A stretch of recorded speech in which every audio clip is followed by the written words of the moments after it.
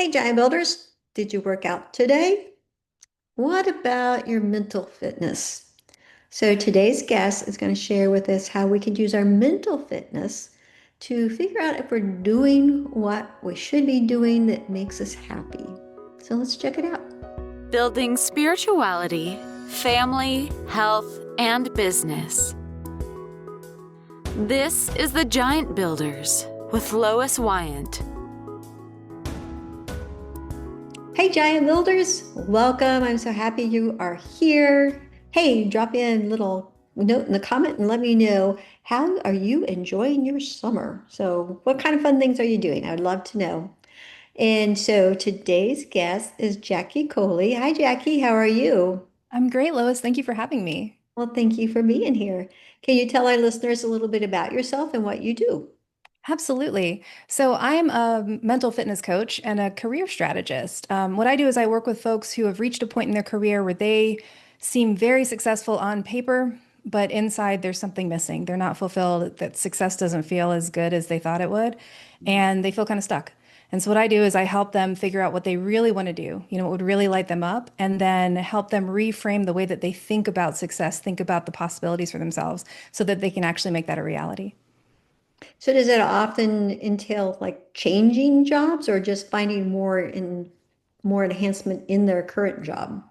It could depend. Some people, they want to just feel like they're thriving in what they are doing. They kind of lost the spark and need to kind of course correct. But for others, yeah, it can mean a pivot to something entirely new. A good handful of the people that I work with are entrepreneur curious. And so they're thinking about maybe becoming their own boss or doing their own thing. And so we can explore all of those different possibilities because it's really about the person. It's about helping the individual find the truth about what it is that really, makes them joyful and fulfilled and help them figure out what would be necessary in order to pursue that. Yeah, becoming an entrepreneur is a challenge, but sometimes it's just personality wise, it just works out better. Because I've had a couple jobs where it's like, oh yeah, I can't work for this person anymore. I've definitely been there too. Yeah. So what led you to do this work? I mean, I guess like many entrepreneurs, this was the story that, that I had. It was the struggle that I had to overcome myself. I was one of those people who was a good student. I followed the rules. I did everything that was expected of me and thought that I knew where my path was heading. And I reached a point where I was in my career and had been there for a while and was doing really well. And, for all intents and purposes, it would have been a good, stable career to have continued on, but that's something, that's something indefinable. That spark was missing. And at first I tried to ignore it. And, the little voice never goes away. It just gets louder or throws rocks or whatever, it tries to get your attention. But it turned into a situation where I was just miserable in my role. And it forced me to take a step back and really ask, well, why am I doing this? Why have I been on this path?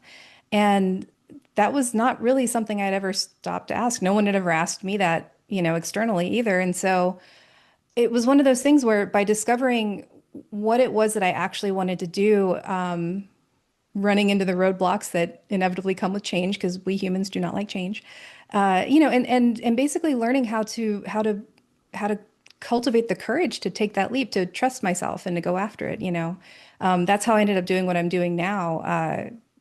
Because I see so many others who were getting in their own way the same way that I did, and don't see the path forward. And I just want to help more folks really reach their full potential, so that they can experience whatever joy and success is for them, on their terms, not based on what their parents told them or what society is telling them is supposed to look like. So yeah, that's why I do what I do. Yeah, society sometimes has a really loud voice. It does. Yes. So I'm intrigued with your term mental fitness because I mean I work out, but how does this mental fitness help us in our lives and our career? Can you expand on that? Yeah, so working out is actually a really great parallel. So we all are familiar with the concept of hiring, a personal trainer to help us get fit physically. someone who's going to guide us and help us kind of stay on path, motivate us, but they don't actually do the work first. They can't do the push-ups for us, as nice as that might be. I would hire that person. Me too, right? But so, we all understand that concept of like, if we want to get into better shape, if we want to take care of our bodies better, we have to change the way that we're doing things. And it, requires some effort. It requires discipline and consistency. But we don't think about our thoughts in the same way. And that's really where mental fitness comes in. It's the same concept. It's about learning how to audit the way that you have been thinking. The content you're consuming, the information that you're taking in is kind of like your diet. The habits and the automatic patterns that you run. Those are kind of like the reps that you're putting in, right? And so if you change the reps, if you change the kind of mental exercises that you're doing, through reframing the way that you think about things, that affects the way that you show up. It affects your willingness to take chances, not being reckless or chaotic, but just again being willing to bet on yourself, having that courage to to go all in on yourself. That's a function of how you think. And so I look at it as training your mind is exactly the same as training your body. It's just that you don't see it because it's not an external thing, it's an internal thing, if that makes sense. It does. Um, is there like is there a mental exercise? A lot of it comes down to self-awareness. Like that's the first step. The reason I prefer to call this mental fitness versus just talking about mindset is because people tend to think of mindset as kind of a woo thing, and it's very nebulous and it's kind of hard to wrap your head around. And they don't necessarily see the impact that mindset has on what you do. But when you think about it more as training, then it becomes a little bit more concrete in Mhm. concept. And so it's not about specific exercises, so to speak, but it's more about learning to recognize when you're getting caught up in an automatic pattern, a thought pattern, a story loop, something that ends up with you performing some sort of a behavior that isn't really serving you. So for example, procrastination is a big one for a lot of folks, right? And that really is the procrastination behavior is the end result of an automatic thought loop that you've been running over and over again in response to certain triggers that you don't even realize is happening because it's so automatic. And so where mental fitness comes in, it's about first recognizing that that's what's going on, like recognizing that you have the agency to make changes, but it starts with recognizing the thought that's triggered in your head, the fear, the worry, the doubt, whatever it is for you, and then pausing between the stimulus and the response that you have. And just taking a pause and going, oh, I don't have to keep procrastinating. I could choose to do something different. You give yourself a little bit of space to disrupt the thought habits. They're really just thought habits when it comes down to it. Yeah. Some of those thought habits are really hard to break. So like I'm working on a thought habit of just busyness makes me productive. Hmm. That's that's not working for me. So, I'm trying really hard to time block my space and it's like, okay, during this 2 hours, I can only do things that will accommodate me making money. And so it's that is kind of like my process. The giant builders are used to me confessing my weaknesses. So so that's kind of one of my big things is just trying to be over busy so that I don't be productive. Hmm. This is one I see a lot with my clients, because my clients tend to be high achievers, doers. They get stuff done, and they're used to checking off the things on the to-do list, and that perception that being productive means doing all the things and being busy is a story that you've adopted that you just admit it doesn't really serve you, right? Like that Correct. that's those two don't necessarily equate, but that's been the truth of the matter for so long that it's very hard to detach from that, and that's completely understandable because our minds like what is familiar, and so a belief is really just a thought that we don't question anymore.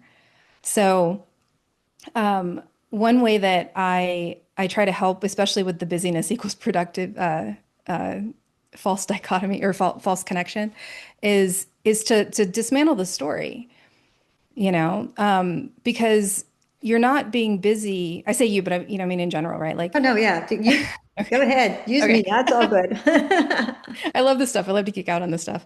Um, so one of the ways to approach this is to step back and go, well, what does it really mean to be productive? Like, what does productivity actually mean?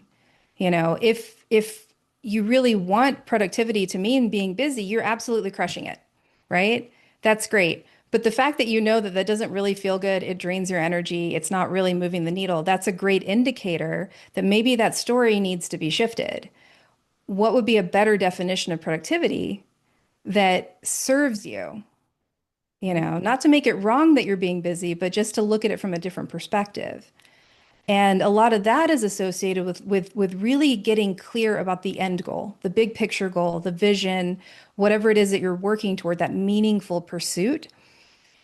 And oftentimes, when our meaningful pursuit isn't meaningful enough, we don't feel that emotional connection because when you are 100% all in, you don't worry about stuff like that. You do what's necessary to move the needle and you don't get caught up with the feeling of I just need to be busy in order to feel like I'm doing enough.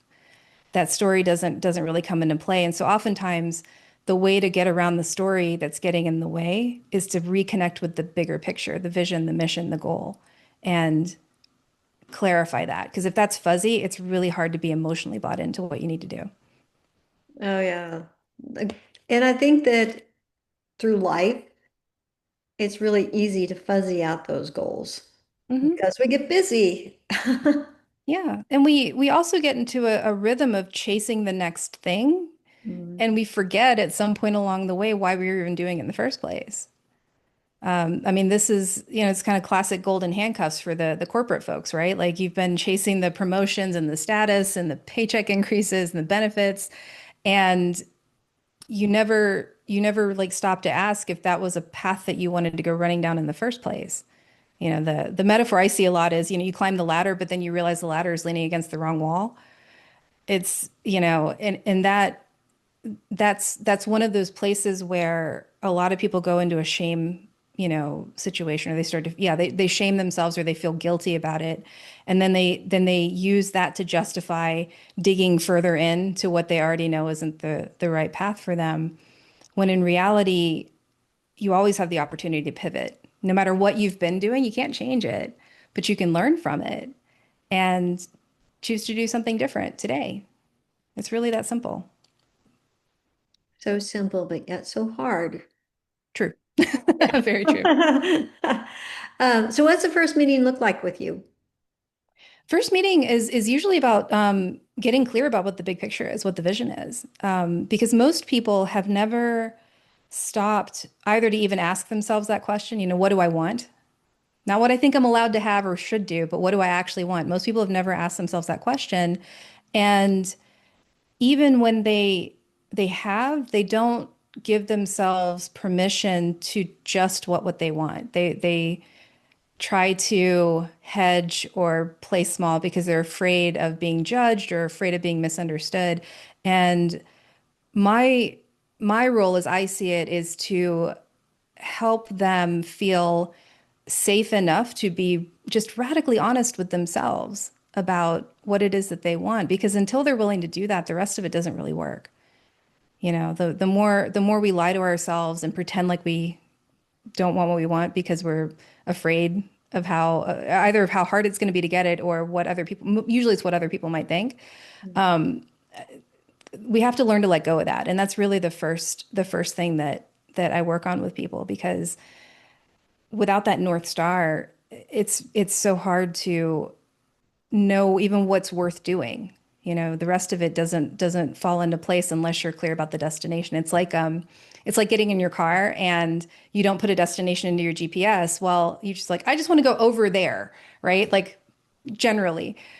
Yeah, you could eventually maybe make it to where you're trying to go, but how much better is it if you can actually map out the route to get there, and you can anticipate the obstacles and you can adjust when something pops up that gets in your way. Because, as we all have experienced when we're in the car and we're driving, if all of a sudden there's a wreck on the highway, it's not like the GPS goes, well, sorry, we're done. We're just going to stop now, right? It reroutes. And it works the exact same way when it comes to goal setting is, you need that goal in order to be able to map out the route and to make strategic adjustments along the way because life always happens. Yeah, I love your rerouting.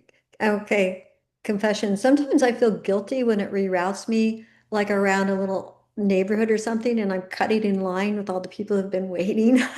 It's like, oh, I didn't know I was doing that. My kindergarten person kicks in and goes, "You're not supposed to cut." So that's just my little inside story. So like, is there a trick or a tip on like finding out what we really want? I mean, we get caught in these ruts, these routines. Is there a trick to really determine what we really want?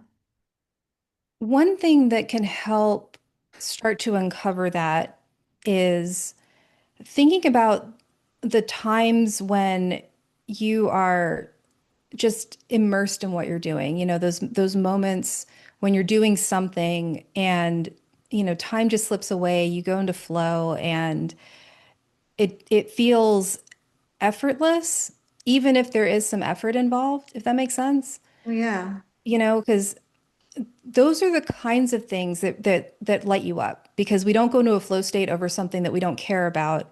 And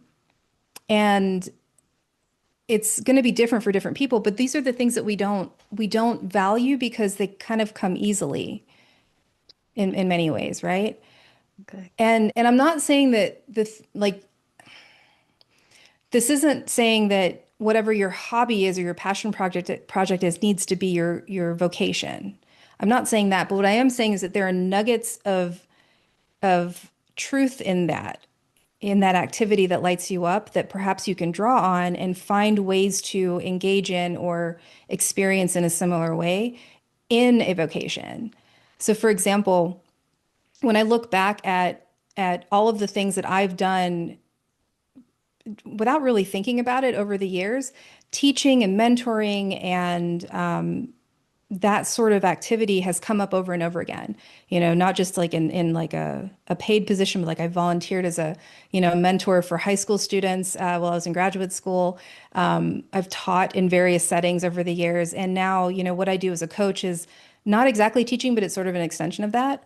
But it's not the teaching per se that lights me up. It's that moment when someone has an aha and I can help facilitate that understanding or that breakthrough in the other person. And while I could have done that as a teacher, as a vocation, that's not the only way that someone can help someone have a breakthrough, obviously, because because I do this as a coach now. But I think that's the part that we miss is that it's not the activity per se that is the thing that lights you up. It's something about what that activity allows you to do or the impact it allows you to make or the feeling it evokes. And understanding what that is for you will help you see other opportunities to experience that or to create opportunities to make that happen. And I think that's the missing piece that a lot of us don't see when we initially start to think about that because we think very literally about it. And it's about going, one level deeper, maybe two levels deeper to really get at what the root is that's causing that feeling within you of, oh yeah, this is my jam. This is the thing that I love to do. The thing that makes you smile and stand up straighter and breathe deeper. Oh, I love that. I love it's like finding your true inner joy of Mhm. life, like your inner joy that makes you money. That's kind of, I really like that I like that connection. Yeah. Yeah. Cool. All right. Um, any closing thoughts? I think if I would leave your listeners with one thing, it's we're not really put on this earth to just exist. I don't believe, you know. And I think that when we think about making an impact, that we often make it feel too big, right? Impacting the world, impacting all of society, that's heavy and that's huge. And of course that's going to feel so intimidating that it's just going to crush you and not want to, you don't want to do it. Impact can be small. Impact doesn't have to be grand in order to be impactful and meaningful, you know? it's about finding the ways that you can start generating those little ripple effects to make the world a little bit better, a little bit more like you would like it to be in whatever way that you feel called to do. It's not about the right or wrong or finding the perfect way. It's about understanding what it is that you want to see the world become and do it in a way that brings you joy. Even if that's within your family, within your community, it can be on a bigger scale if you feel called to do so. But I think we're all here to have some kind of an impact. And being willing to, again, be honest with yourself about what that impact is that you want to make, and then having the courage to go forth and actually start to do some of that. If more of us did that, if more of us had the courage to just step up and share a message and help in the way that we feel called to help, oh, just imagine how much better the world would be. So yeah, yeah, that's something I'd love to, just to share, and I'd love to leave that with your listeners. Oh, I love that. Oh, that's wonderful. So giant builders, your impact might be just your neighborhood, your grandchild, but you're impacting the whole world with just that little impact. So that's really beautiful, Jackie. Thank you. Thank you. All right, giant builders, I will have Jackie's contact information below, so please reach out to her and learn more about your impact on the world. And don't forget that there will be a little link somewhere that you can also listen to podcast episodes that might be similar to this one. So expand your knowledge and learn more from our guests. So Jackie, thank you so much. That was just wonderful. I really appreciate you sharing your wisdom. Oh, thank you so much for having me, Lois. It was a pleasure to be here. All right, great. All right, giant builders, see you next week. Thank you for listening. This has been The Giant Builders with Lois Wyant.